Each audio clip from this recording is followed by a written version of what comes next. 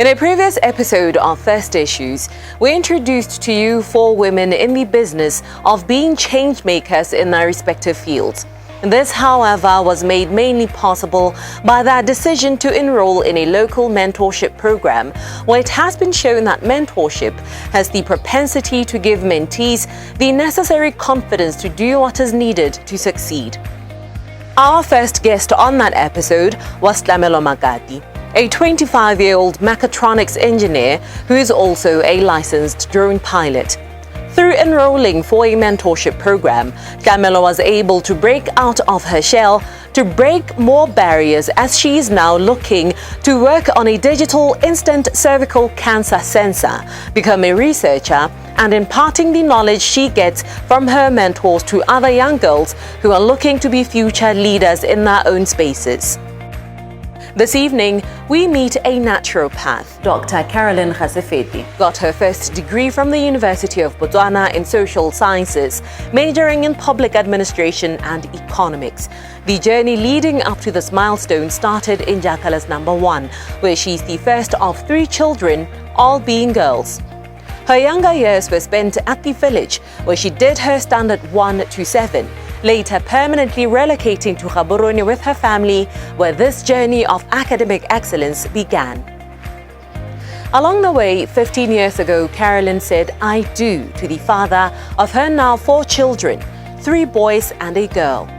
During her blissful life, tragedy almost struck when she almost underwent surgery for a condition she had.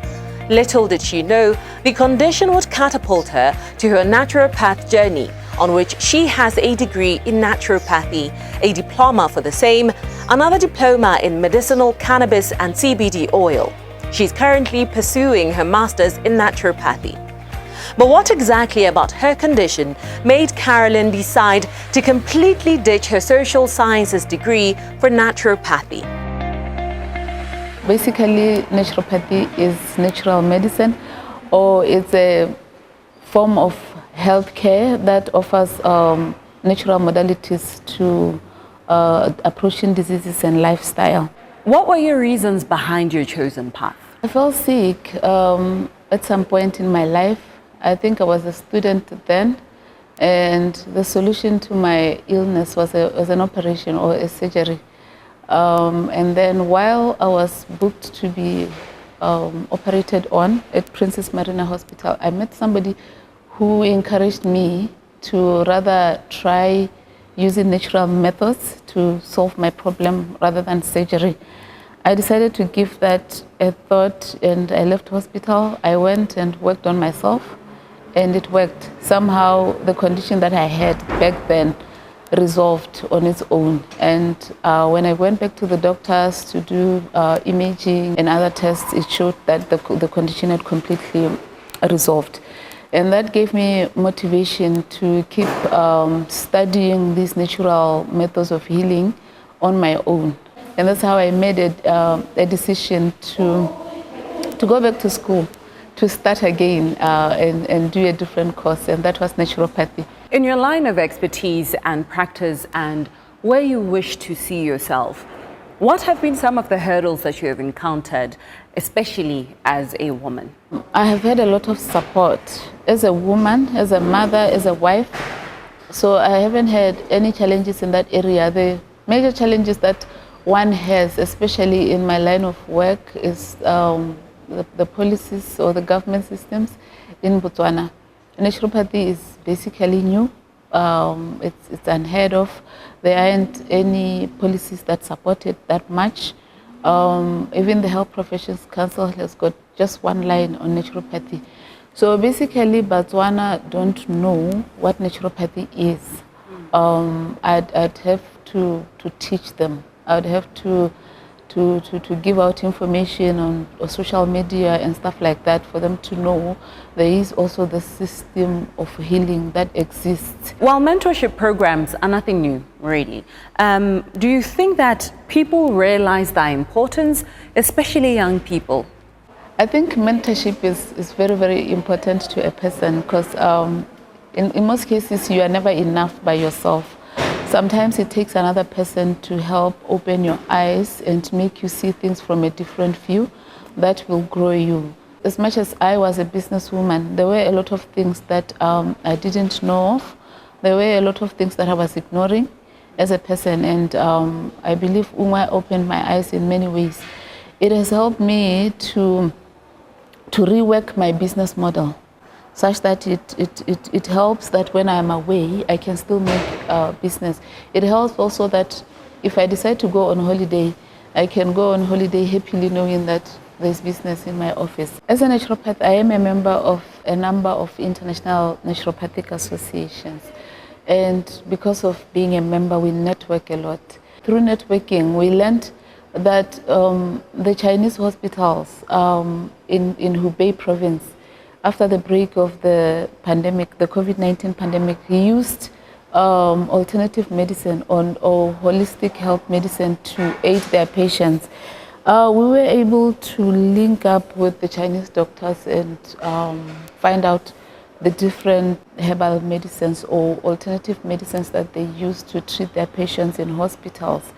And getting that information, I had it on my table and basically didn't know much what to do with it, especially that most natural medicines are not regulated in Botswana.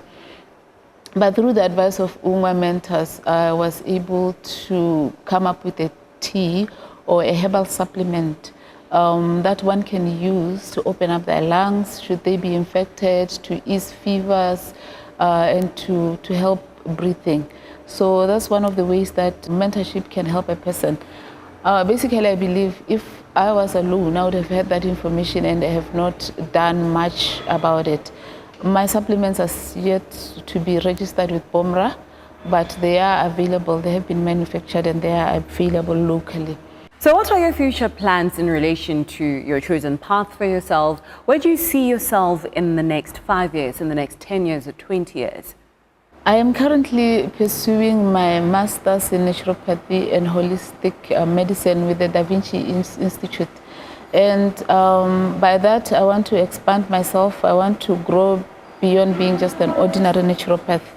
I also have plans to open up a natural holistic health center in Botswana. I want a center whereby everybody can have hope. We have different types of people. Some people do not want drug medicines at all, and some people want to integrate drug medicines with natural medicines. Some use that to ease the side effects of drug medication. And while we are there, we also have a group of people who have been using drug medications for a very long time, and some don't see hope beyond taking drug medications for a prolonged time. If I can give an example, there are people who have been on chemo for certain cycles, and sometimes beyond a certain number of cycles, you cannot be given chemo anymore. And some of these people go home on palliative care, and I want to give hope to such. So I want to have a center in the future that can take all these people in and be able to address their different conditions. In Africa, help is what we do. That is why we at FNB are relentlessly driven to provide real help to you, the passionate and courageous, the creators and the optimists. These are the entrepreneurs we support, the communities we uplift. It is because of you that real help is what we do. FNB, how can we help you?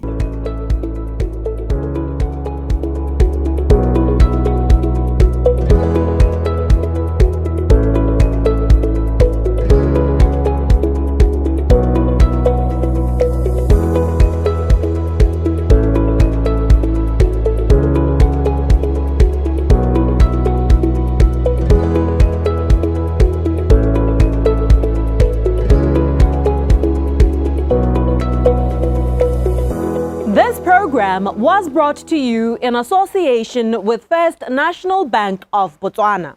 FNB, how can we help you?